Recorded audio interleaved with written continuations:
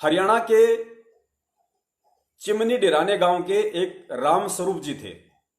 वो सबसे पहले दादा गुरुदेव से जुड़े और वो राम स्वरूप जी सतगुरु रामपाल जी महाराज जी के संपर्क में थे। तो उन्होंने बताया गुरु जी को कि भाई आपके मतलब के एक संत हैं, कबीर पंथी हैं और आपके मतलब के हैं। तो गुरुदेव तो लीला थी, उन्हें तो सब पता था कि कौन मेरे मतलब का है, कौन मेरे मतलब का नहीं है। वो तो एक परमात्मा ने राम स्वरूप जी को तो एक निमित्त बनाया था, क्योंकि परमात्मा सिस्टमेटिक तरीके से काम करता है पुण्यात्माओं। मालिक चाहते तो खुद भी वहां जा सकते थे, लेकिन नहीं, परमेश्वर ने विधान बना रखा है, विधान के अंतर्गत ही अपना काम करते हैं। जिस प्रकार आपको पहले भी बताया था और सतगुरु रामपाल जी महाराज जी भी बार बार बताते हैं अपने सत्संग में कि एक भगत था, वो पहाड़ पे रहा करता था और उसका नित्य ये कर्म था कि जब तक वो हाथ मुंह नहीं धोता था, अपनी कोई क्रिया नहीं करता था। तो एक दिन क्या हुआ, पहाड़ पे पानी सूख गया और जैसे ही वो सुबह उठा, उसकी हालत भी कुछ खराब थी। जैसे ही वो सुबह उठा, उसने देखा कि भाई पानी तो नहीं है। अब उसको बड़ी दुख हुआ, उसको बड़ी चिंता हुई कि भाई क्या करें, क्योंकि वो बीमार था, वो पानी तक उठ के जा नहीं सकता था, क्योंकि उसको पहाड़ से कुछ नीचे आना पड़ता था और पहाड़ से जितना भी था 20 मीटर 50 मीटर 1 किलोमीटर जो भी था, वहां पे आकर वो अपना हाथ मुंह धो के फिर ऊपर जाकर झोपड़ी में अपनी भक्ति किया करता था। तो गुरुदेव ने बताया कि एक दिन वो बीमार पड़ गया, झोपड़ी से बाहर निकलने की भी उसकी हिम्मत नहीं रही। अब वो बड़ा दुखी हुआ कि भगवान आज तो मेरा नियम टूटेगा, मैं तो आज आपका नित्य नियम ही नहीं कर पाऊंगा, परमात्मा बिना हाथ मुंह दे बिना शपथ छुए। तो उस भगत की वो तड़प देखकर, क्योंकि वो तड़प उसकी भक्ति के लिए थी, ये हमें ध्यान रखना होगा, वो तड़प उसकी भक्ति के लिए थी। उसकी भक्ति वाली वो तड़प देखकर उस सारी सृष्टि के रचनहार कबीर परमेश्वर ने पुण्यात्माओं पूरी पृथ्वी पे इतनी भयंकर बरसात की, पूरी पृथ्वी को जलमग्न कर दिया, जलमग्न कर दिया। पूरी पृथ्वी डूब गई और धीरे धीरे धीरे धीरे पहाड़ पे पानी चढ़ गया जहां उसकी झोपड़ी थी।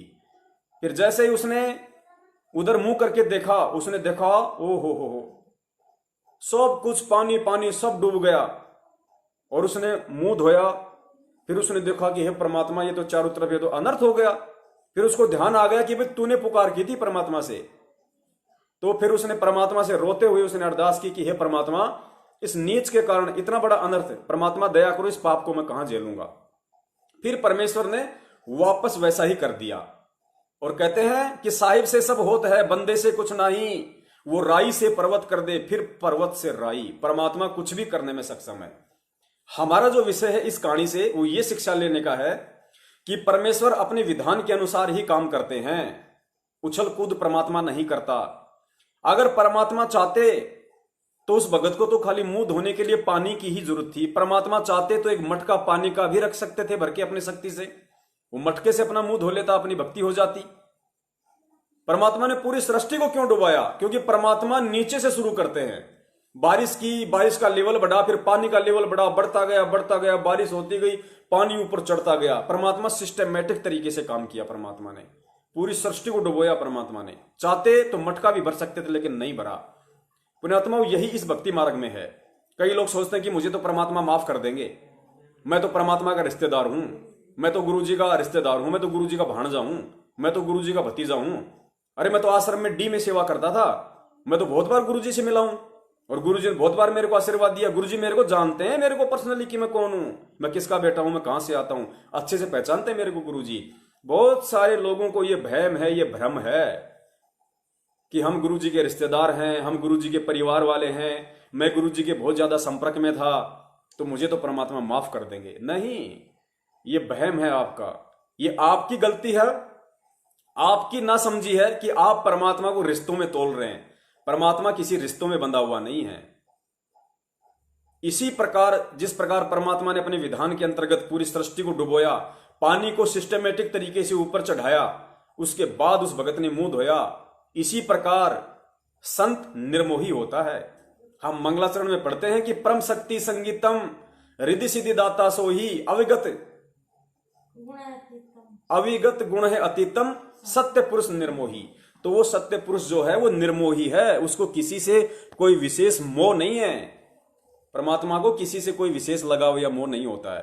और इसी भ्रम में उनके परिवार वाले जो समझते हैं कि गुरुजी तो हमारे रिश्ते में हैं, कोई कहता गुरुजी मेरा पिता है, गुरुजी मेरा ताऊ है, गुरुजी मेरा मामा है, गुरुजी मेरा भाई है, इसी भूल में वो लोग पिछले 6 वर्षों से और उससे भी पहले से अपना जीवन नाश कर रहे हैं, ना समझ पाने के कारण। तो राम स्वरूप जी निमित्त बने परमात्मा तक वो संदेशा पहुंचाने के लिए। खुद सतगुरु ने ही उनको निमित्त बनाया लीला के तहत। गुरुदेव आश्रम में गए, जाते ही परमात्मा ने नाम दीक्षा ले ली। अब जो भी बातचीत उनमें हुई होगी उस चीज को मैं नहीं जान सकता कि स्वामी रामदेवानंद जी महाराज जी और सतगुरु रामपाल जी महाराज जी के बीच में क्या बातचीत हुई, और बातचीत पुण्यात्माओं जरूर हुई होगी, क्योंकि ये भक्ति मार्ग एक एक आत्मा के माध्यम से परमात्मा सिस्टमेटिक तरीके से इस समय तक लेके आए थे। जैसे गरीबदास जी के बाद में उनके सीधे शिष्य गुरु जी ने बताया कि शीतलदास जी हुए, और शीतलदास जी को गरीबदास जी ने शरीर छोड़ने से पहले एक हिदायत दी थी कि ये मंत्र और ये बातें तू केवल उसी अपने एक शिष्य को बताएगा जिसके लिए मैं संकेत करूंगा, उसी को ये मंत्र बताना आगे, क्योंकि परमात्मा ने एक एक सिस्टमेटिक तरीके से एक एक आत्मा के माध्यम से 17 फरवरी 1988 तक 12वें पंथ में प्रवेश होना था। फिर शीतलदास जी को गरीबदास जी महाराज जी ने शरीर छोड़ने के बाद सौपन में दर्शन दिया और एक शिष्य की तरफ इशारा किया कि ये नाम उसको दे, उसको बता, और उसको भी ठीक इसी तरह वचनबद्ध कर देना, उसको ये मर्यादा बता देना कि अन्य किसी को नहीं बताएगा, वो भी केवल उसी को बताएगा जिसको आप निर्देशित करोगे, क्योंकि वो उनका गुरु था। और फिर वो परमात्मा शीतलदास जी के रूप में ही उनको निर्देशित करेगा। इस प्रकार ये मार्ग आया था। तो स्वामी रामदेवानंद जी को भी हिदायत थी अपने गुरुदेव से। तो जैसे ही उनको वो समय आ गया तो इतनी चेतना तो उन महापुरुषों को थी ही। तो गुरु जी जैसे ही लीला में तरीके से उनके शरण में आए, उनके शिष्य बने, तो अवश्य उन दोनों के बीच वार्तालाप हुआ होगा कि भाई हाँ, अब परमात्मा इस धरती पे आ चुका है। रामानंद जी को, स्वामी रामदेवानंद जी महाराज जी को, दादा गुरु जी को इस बात का अवश्य पता लगना था। और ये बहुत बड़ा रहस्य है कि सतगुरु रामपाल जी महाराज जी ने ही स्वामी रामदेवानंद जी महाराज जी को सार नाम दिया, सार शब्द दिया और उस आत्मा का उद्धार किया। यही ये भक्ति मार्ग का खेल है, क्योंकि परमात्मा खुद ही इस मार्ग को यथार्थ रूप में चलाता है। इस मार्ग को, इस इतने बड़े विश्व कल्याण के मिशन को कोई अन्य नहीं चला सकता, खुद वो परमेश्वर ही चलाता है। और 12वें पंथ में आके आज सतगुरु रामपाल जी महाराज जी के स्वरूप में स्वयं वो कबीर परमात्मा ही धरती पे प्रकट है, विराजमान है। और ये आप और हम आत्माओं का सौभाग्य है कि हम डायरेक्ट कबीर परमेश्वर जी की हम शरण में हैं। तो काफी समय हो गया सतगुरु रामपाल जी महाराज जी को अपने गुरुदेव की शरण में। और फिर बताया गुरु जी ने सत्संग में कि उस समय तकरीबन 8-9 लाख शिष्य दादा गुरुदेव के हो गए थे। चूंकि उम्र काफी हो गई थी, समय निकट था, तो दादा गुरुदेव ने भी परीक्षा लेनी थी, क्योंकि 8-9 लाख उनके शिष्य और दादा गुरुदेव उनके गुरु। तो जहां गुरु शिष्य का नाता, वहां परीक्षा कंपलसरी। और उसी परीक्षा के तहत दादा गुरुदेव जी ने, जब वो काफी समय के हो गए थे, उसके बाद उन्होंने एक लीला की। गुरु जी ने बताया कि दादा गुरुदेव ने अपने दस्त लगा लिए, लूज मोशन हो गए दादा गुरुदेव जी के। उन्होंने लीला में तरीके से जानबूझ के अपने दस्त लगा लिए, बार बार लेटरिन के लिए जाते, बार बार फ्रेश होने के लिए जाते। अभी गए, वापस आए, 10 मिनट बाद फिर गए, फिर वापस आए, फिर चले गए, हाथ धोए, बैठ गए। मतलब इस तरह की लीला परमात्मा करने लगा। किसी को नहीं पता चला कि क्या हो रहा है, क्योंकि जब परीक्षा होती है, पुण्यात्मा यही हमें ध्यान में रखना है, क्योंकि आज आप और हमारी भी परीक्षा चल रही है। जब परीक्षा होती है तो परमेश्वर इसी हिसाब से परीक्षा लेता है कि उस परीक्षा को, कि वास्तव में परीक्षा चल रही है, उस स्थिति को वही शिष्य भांप सकता है जो पिछला भक्ति संस्कारी होगा और जो वर्तमान में गुरु को परमात्मा मान के भक्ति कर रहा होगा, ना कि एक संत, ना कि मां के पेट से जन्म लिया हुआ। वो शिष्य कभी भी उन घटनाओं को समझ नहीं पाएगा कि सतगुरु क्या खेल खेल रहा है, क्योंकि सतगुरु उस पर दया ही नहीं करेगा। सतगुरु दया केवल उसी पे करेगा जो शिष्य डिसिप्लिन में होगा, अनुशासन में होगा। और भक्ति मार्ग का अनुशासन है कि गुरु को परमात्मा मान के चले। उसी शिष्य पे सतगुरु दया करता है, उन घटनाओं को समझने की दृष्टि देता है।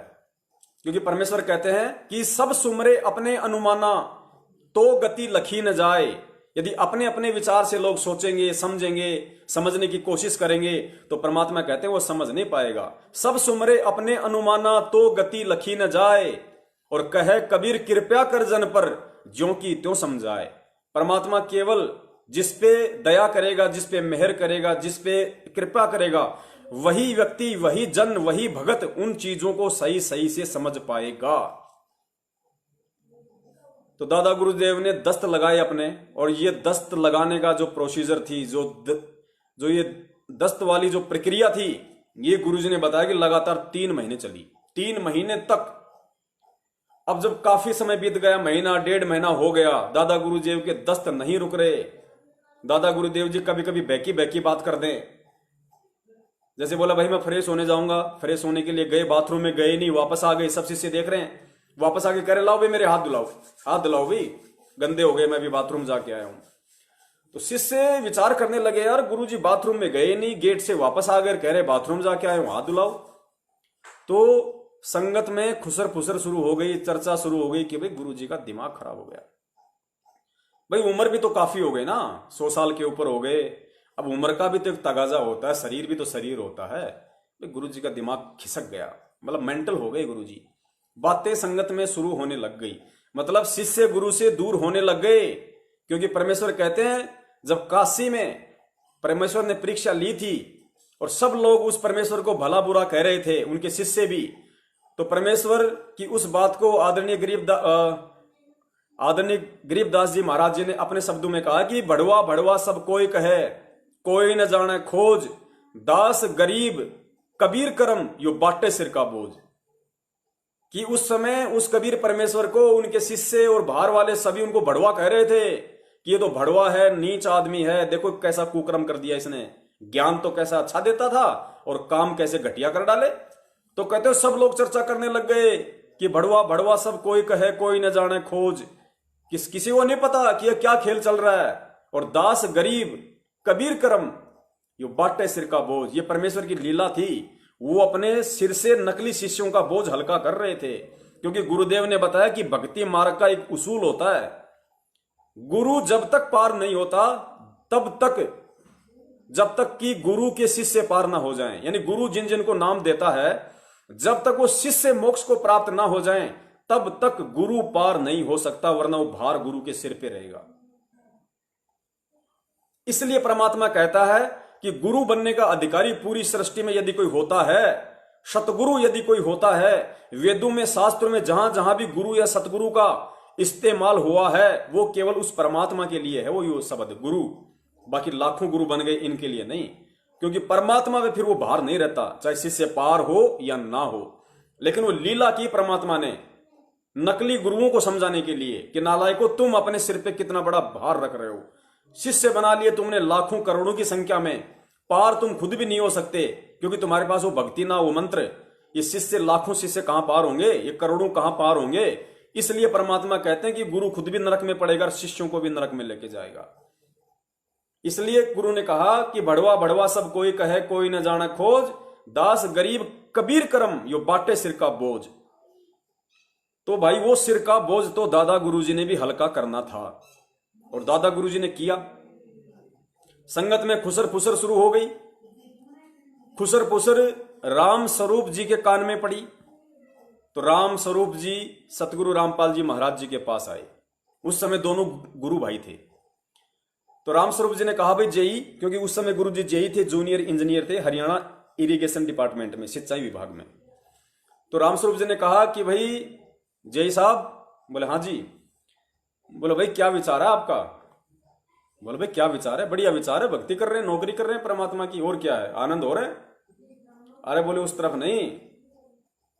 बोले यार दादा गुरु जी को तो देखो, 3-3 महीने हो गए, दस्त रुकने का नाम ही नहीं ले रहे, ऐसा थोड़ी होता है कोई। अब क्या विचार है आपका? यानी गुरु जी ने बताया कि राम स्वरूप जी का कहने का मतलब यह था कि भाई अब किसी और पंथ में चलते हैं, कोई और गुरु देखते हैं, कोई ढंग का। अब ये गुरु तो हो लिया फैल, जब खुद के दस्त नहीं रुक रहे तो भला शिष्यों का बीमारियों का क्या करेगा, मोक्ष कहां से कराएगा, शिष्यों का जन्म मरण का रोग कहां से कटेगा, कहां से काटेगा, जिसके खुद के दस्त नहीं रुक रहे। तो उसका कहने का मतलब ये था, लेकिन वो कह नहीं पाया गुरुजी से। तो गुरुजी ने कहा कि कोई बात नहीं, तो संतों के खेल होते हैं रामस्वरूप, अपनी भक्ति कर भाई, ये तो संतों के खेल है, हमें जो भक्ति दे दी, मंत्र दे दी, उन पे ध्यान रखना, हमने क्या लेना देना। संत के दस्त हो रहे, संत की रीढ़ की हड्डी में है दर्द, या संत के दांतों में दर्द है, हमें इन बातों से क्या लेना देना भाई। वो संत की अपनी क्रिया, वो क्या करे क्या ना करे, हमें क्या निर्देश दिया है उस पर हमने ध्यान रखना बस। बात आई गई हुई। फिर 10-15 दिन बीते, संगत में और ज्यादा खुसर फुसर शुरू हो गई। एक दिन फिर मौका मिला रामस्वरूप जी को गुरुजी से भेंट करने का। उस समय थोड़ी हिम्मत दिखाई रामस्वरूप जी ने और कहा कि भाई मैंने पिछली बार कहा था, कुछ ध्यान दिया आपने। गुरुजी बोले भाई क्या, कौन सी बात है। अरे भाई सब लोग जा रहे हैं छोड़ छाड़ के, बहुत सारे लोग दूसरे पंथों में चले गए, अन्य को अपना गुरु बना लिया। अब दादा गुरुजी यार 3 महीने हो गए, दस्त उनके रुक नहीं रहे, अब क्या करेंगे अब यहां अपन रह के, जो खुद अपना दस्त नहीं मिटा पा रहा, हमारा जन्म मरण का रोग कहां से मिटाएगा। दादा गुरुजी का दिमाग खराब हो लिया भाई, गुरुजी का दिमाग खराब हो लिया, कहीं और देखते हैं। तब गुरुदेव जी ने, संत गुरु रामपाल जी महाराज जी ने, पुण्यात्मा ये उदाहरण दिया, एग्जाम्पल दिया परमात्मा ने कि पुण्यात्माओं तुम्हारे साथ भी वो घटनाएं घटेंगी, तुम्हारे सामने भी काल, वो आपत्तियां, वो विपत्तियां, वो परेशानियां खड़ी करेगा। उस समय तुम्हें किस तरीके से विवेक करना है, किस तरीके से तुम्हें सोचना है, मनन करना है, और किस तरीके से अपने आप को भक्ति मार्ग पे दृढ़ता के साथ में बनाए रखना है।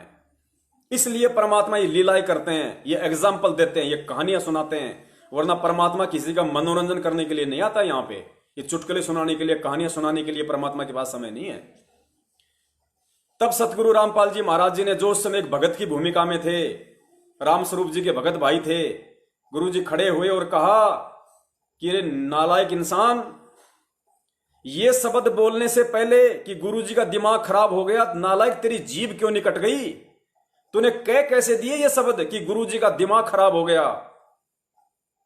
अरे देख, सूरज भी टाइम पे अपने स्थान पे चक्कर काट रहा है, पेड़ पौधे भी देख वहीं की वहीं हैं, पशु पक्षी भी चहका रहे हैं, देख तू और मैं भी सुरक्षित हैं, ये पृथ्वी भी सुरक्षित है, हवा भी चल रही है। नालायक, तूने ये कैसे कह दिया कि गुरुजी का दिमाग खराब हो गया, तेरी जीभ क्यों नहीं कट गई तेरी। अरे गुरुजी यानी भगवान, परमात्मा, साहब, और जिस दिन गुरु का दिमाग खराब हो गया उस दिन नालायक ये सृष्टि बचेगी क्या।